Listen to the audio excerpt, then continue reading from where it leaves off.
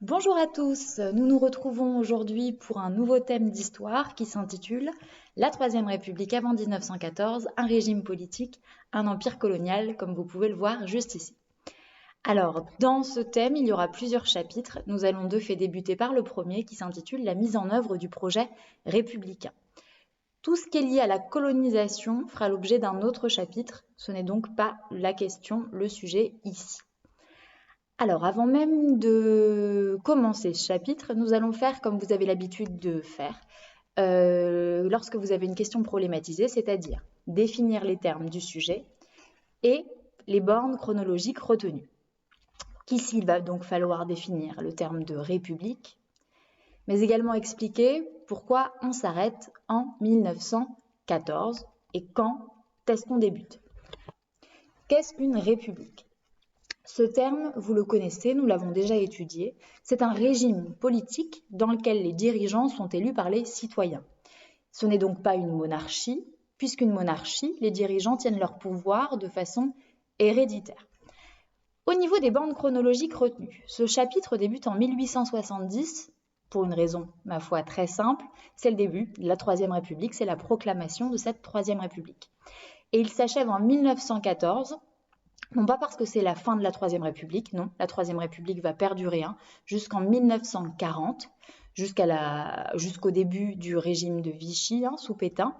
On s'arrête ici en 1914 car c'est le début de la Première Guerre mondiale, vous vous en doutez, et que l'on considère de fait que c'est une rupture suffisamment importante pour faire l'objet d'un autre chapitre. Maintenant que nous avons défini ce terme de république, expliqué quelque peu les bandes chronologiques retenues, nous allons faire un petit retour en arrière, nous allons expliquer comment nous en sommes arrivés à la Troisième République. Combien y a-t-il eu de républiques auparavant ? Évidemment 2. Dans quel contexte sont-elles nées ? Comment se sont-elles terminées ?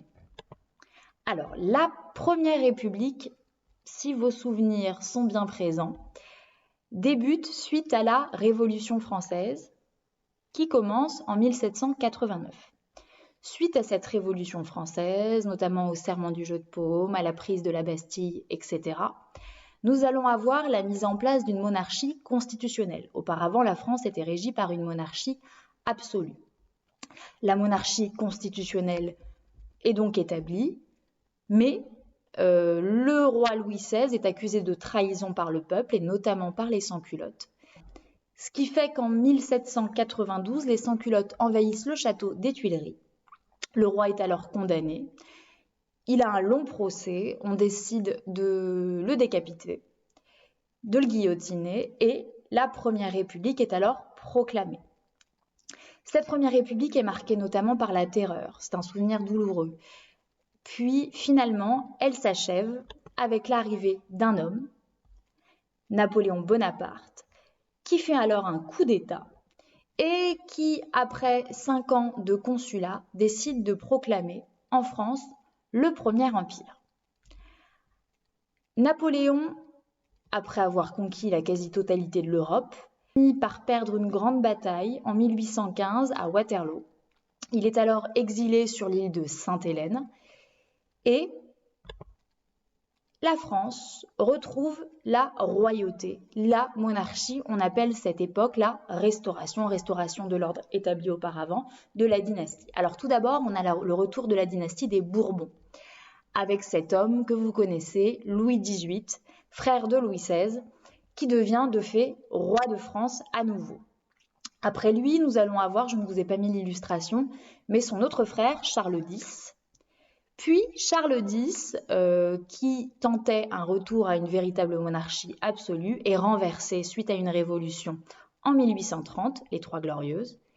Et c'est la naissance d'une nouvelle dynastie à la tête de la France avec la monarchie de Juillet. Ici, vous avez Louis-Philippe, issu de la famille des ducs d'Orléans. Ce petit point est important pour cette leçon. On est bien d'accord qu'ici, nous avions des rois issus de la famille des Bourbons et depuis 1830, nous avons Louis-Philippe, famille d'Orléans.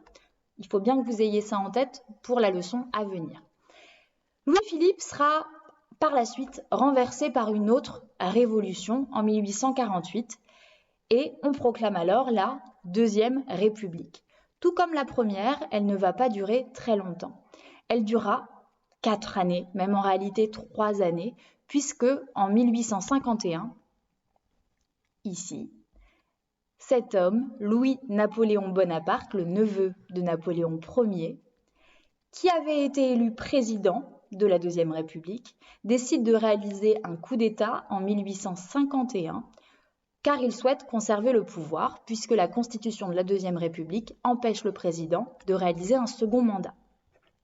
Ce coup d'État donne alors naissance, une année plus tard, au Second Empire.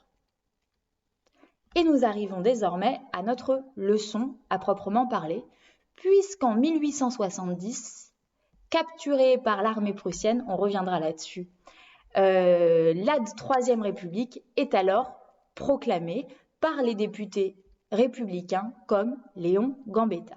Cette Troisième République naît donc en 1870. Ici, si vous regardez bien la frise, vous vous rendez compte que contrairement à ces deux aînés, la Première et la Deuxième République, qui n'ont été que de très courte durée et qui ont à chaque fois été renversés par un coup d'État et la mise en place d'un régime autoritaire, un empire, cette Troisième République va véritablement s'inscrire dans la durée jusqu'en 1940. Elle va de fait mettre en place de grandes lois républicaines. Ce sont des lois que vous connaissez encore aujourd'hui puisqu'elles régissent encore notre société française. Parmi ces grandes lois instaurées par les républicains, qui s'inspirent des principes de 1789, on a cette première loi que je vous ai représentée ici avec une caricature. Alors on explique d'abord cette caricature, puis après on voit, vous n'êtes pas là, alors c'est compliqué, mais je suppose que vous auriez trouvé de quoi cette caricature parlait. Ici, vous avez un homme, Émile Combes, ça va être le reporter de cette loi, qui est illuminé, vous le voyez sur cette caricature, par les idées des Lumières, et en fait, ici, vous avez Voltaire. On l'illumine de connaissances et il s'apprête de fait à trancher une corde qui unissait jusqu'alors cet homme. Alors cet homme en réalité, ici, c'est le pape. Donc il représente le clergé, c'est-à-dire l'Église E majuscule, l'institution, et on lui coupe la corde qui le relie à Marianne, c'est-à-dire la nation française. Vous voyez Marianne, elle est ravie sur cette caricature, elle regarde la corde et elle la tire, comme pour faciliter la coupure. À l'inverse, le pape se cache, lève la main, on le sent en désaccord total avec cette loi. Cette loi, c'est évidemment la loi de 1905 de séparation de l'Église et de l'État. La France, sous la Troisième République, devient laïque. On ne reviendra jamais, pour le moment en tout cas, sur ce principe fondateur de la République française, une république laïque. À droite, je vous ai mis une illustration, une simple photographie de Jules Ferry.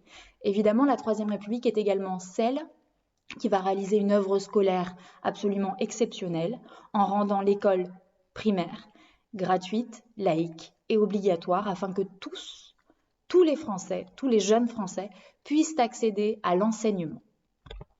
Cette République va donc durer dans le temps, mettre en place des lois très importantes, mais elle va également rencontrer de nombreuses crises qu'elle va devoir traverser et qu'elle finira par surmonter. Parmi ces crises, ici en introduction, je vous en mets deux, que vous devez possiblement connaître, tout du moins la première, je suis sûre que vous la connaissez. Vous trouvez ici l'une des unes des journaux de l'époque, le fameux J'accuse d'Émile Zola, l'écrivain que vous connaissez. Dans J'accuse, Zola va prendre la défense d'un homme, Dreyfus, accusé à tort par la République. Pourquoi il a été accusé? Pourquoi cette crise est révélatrice de quelque chose?